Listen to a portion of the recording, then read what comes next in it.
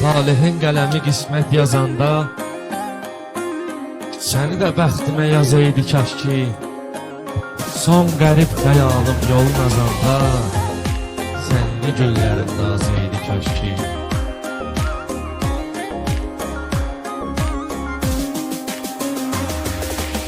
Sənli duyğularım heç olmadan gəl, sənə qarşı varsa səhvim keç olmadan gəl. Məni belə üzgün, həyata küskün, axı üzülərsən belə görsən get olmadan gəl. Dedim axı sevmə ürək, eşidəydin məni də gərək nə yedim bundan sonra mən. Çək əzabını axı nə yedim, sənə bir vaxt sevmə dedim, yenə sən oldum darıxan üzülə.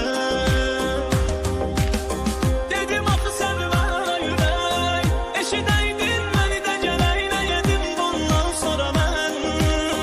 Çək əzabını axı nə yedim, sənə bir vaxt sevmə dedim, yenə sən oldum darıxan üzülə.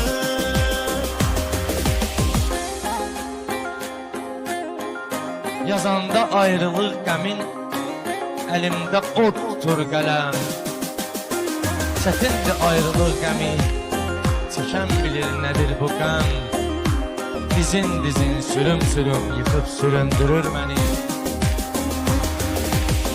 Yenə tənhalığım, yenə bomboş otaq, nəfəs qədər yaxındasan, əl uzatsam uzaq. Həvəsim azalır, nəfəsim daralır, həsrətin oxşayır soyuq duşa.